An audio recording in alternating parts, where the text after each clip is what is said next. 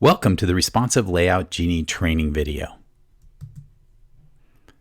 Hi, this is Dion McCormick, founder of Giant Killer Training and lead solutions engineer for Alpha Software, and I'm here to go over a very powerful capability. Specifically, we're going to show you more about the Responsive Layout Genie. We have an initial demonstration to see the impact of the Responsive Layout Genie.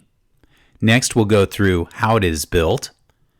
And last but not least, I'll have some next steps for you to take after you watch this video. I want to do a real quick demonstration of what we're going to be building with the UX control. Specifically, we have a A5W page with a built-in control. That control has been configured to use the responsive layout rules. It detects whether it's on a desktop or a mobile interface or mobile device and adjusts itself accordingly. So what you're seeing here is the UX running in a desktop interface. So it's detected that and it's set up a button a certain way.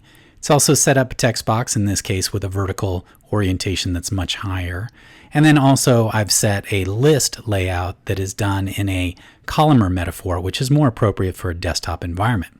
So these are all adjusted dynamically through the responsive layout rules. Now I'd like to show you the mobile side.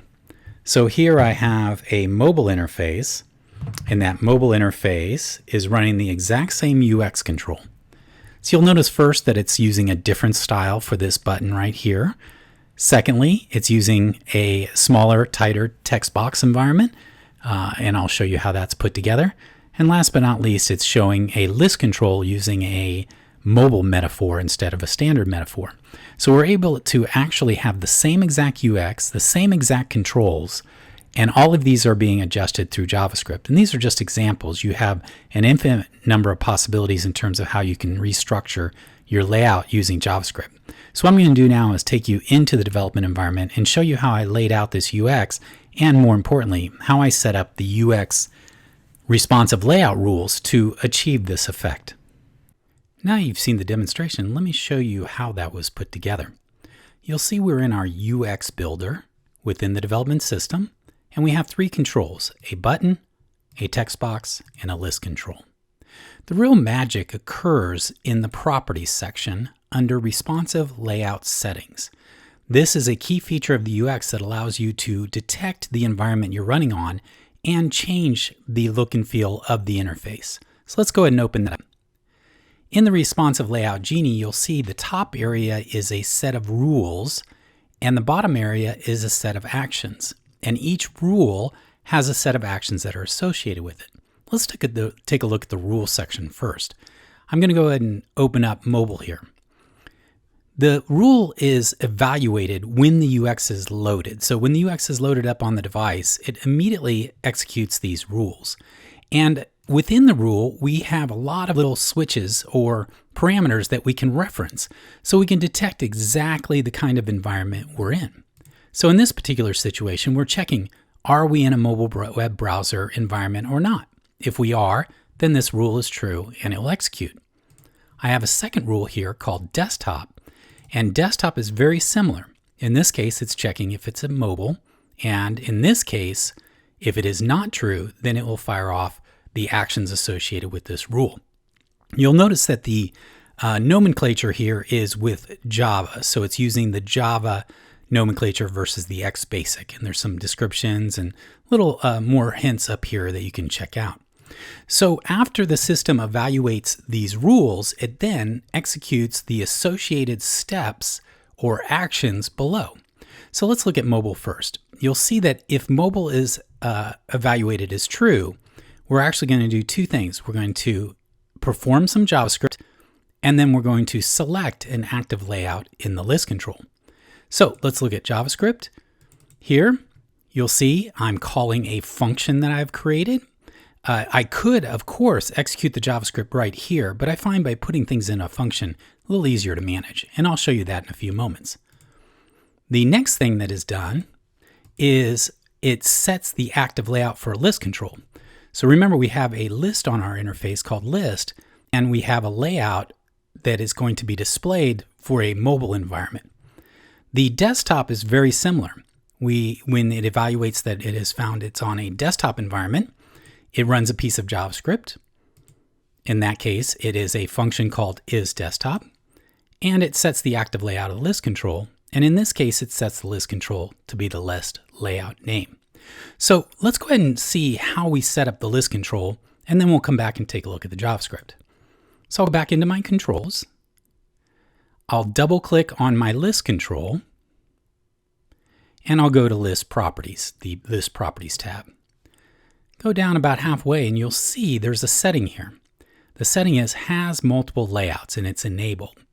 When you click that, a new tab will appear in your list builder. And let's look at that tab. You'll notice that we have the ability to have multiple layouts. And in this case, I have two of them, desktop and mobile. And each of these uses the same methodology for creating a single layout, but allows you to have multiple ones in the same list control. So you'll see for my desktop, we're using a columnar style. And if I go to my list layout, you'll see these are the columns that are going to be displayed. I'm going to go back to multiple layouts, select mobile, and you'll notice that we are doing a free form for the mobile. So we can get that nice mobile kind of phone oriented interface. And if I go to list layout, this is how I've laid out those. So the beauty of this is I can have one, more, many, it doesn't matter, different layouts for this same list. Thus, I don't have to create different lists for different environments. I can use the same list, same code, etc., and just have different layouts that are available. And what will happen, as we showed here, is when the UX loads, it evaluates the rule, and depending on the rule, it sets the active layout. Now let's go ahead and take a look at the JavaScript. Again, what we have is when a rule is evaluated and executes, it actually executes a little piece of JavaScript and then sets the active layout. And in my case, what I did is I put that JavaScript into a function. So I'm going to click OK and show you those functions. Here I'm going over to the JavaScript functions area. And now you'll see are my functions. I have two functions, the isMobile and the isDesktop. And I'm going to go ahead and walk you through one. They really pretty much operate almost identical, except for some different parameters. So the general concept is this. When this JavaScript executes, the first thing I do is get a pointer to an object, in this case, the text box, and I put it into LObject. And then at that point, I can apply any kind of commands to that object. So any kind of normal HTML thing, setting the size, width, and height. Now, in my case, what I do is I'm setting the class of that object to a predefined CSS class. Same thing here. I pick an object. In this case, I'm getting an object pointer to my button. You'll see that I'm immediately setting the inner HTML, which is the text that's going to be displayed. So you'll see how if I have that object, I can just emit a specific command or set a parameter, in this case, the inner HTML. And there are many parameters for these objects. All of the standard HTML parameters are available. Height, width, color, background, you name it, you can do it there. And then again, I then set the class name to a specific class that I created here. And last, I set the value of the text box to say mobile in the actual text value. Same thing with desktop, very similar. In this case, I get a pointer to the text box. Now I'm going to set the class name to a desktop-oriented class. I get a pointer to my button, and I set the inner HTML and set the class there and set the text box. The reason I do this, and I'll show you the class in a moment, is that once I've done this, whenever I want to change the look and feel, all I have to do now is edit the CSS versus having to come in here and write a number of different commands to adjust the parameters of that object. So let's go ahead and show you what these classes look like. So I'm going to go back to controls. I'm going to select button. Over here on the parameters, I'm going to click button class and open that. In this case, this is our class selector. This allows us to select class to apply to this button so it displays in a certain way. You'll see that I have my custom classes here, my text box ones for desktop and mobile, and my button ones here and here. Now, one really nice feature of Alpha is that I can actually click here to edit that class information without having to go outside the system. Let me go ahead and expand that out a little bit here. So I'm going to go ahead and click on my button class desktop. You'll see that I have a preview of it here. Down here, we have all the settings, so I can quickly set those. Same thing here, if I click on my mobile one, you'll see I have a different look and feel. depending on that class. And here are my parameters. Now, built into the CS editor, I can actually look at the code here. So I can look at the code that's associated with the CSS and actually edit it right here. So if I want to change that maybe to a little larger font size, you'll see it immediately shows me my font change there.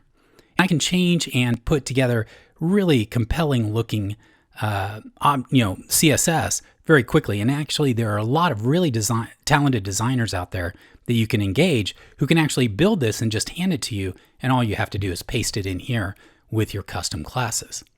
So the idea is that instead of in the JavaScript having to set all these different parameters, I can set them all as a class and then just associate the whole class. And anytime I want to make a change or adjustment, I just come in here, edit the classes, the CSS, boom, next time it runs, it's going to use that new set of CSS. And that provides us a very nice looking interface that will be dynamic, meaning that I can apply a class to these different controls based upon the environment I am in. So let me do a real quick recap. So first and foremost, we have our different controls. The most important thing here is the responsive layout settings. We open that. It consists of rules that are created that will detect different parameters on the platform you're running. And based on that, you can say, okay, fire this rule or fire this rule. Down below are a set of actions that are associated with those rules. And those will be executed once the UX control determines or evaluates this rule here. In my case, I'm running a little piece of JavaScript, which mainly is going to set the CSS classes for the devices or for the controls. But I'm also going to set the active layout of the list control so that I can display an optimized environment for the user for the list. So if they're on desktop, it's more of like a spreadsheet interface. If you're on a mobile device, it's much more like a mobile device swiping gesture kind of interface there. Now, once I've done that, I can go into my JavaScript here, and you'll see I'm basically just getting pointers to my user interface elements and setting the classes associated with that. And again, you don't have to do it this way. You can actually set any kind of parameters using JavaScript. I find this is very simplistic to do so. And last but not least, I'm going to go to my controls, go into my button here,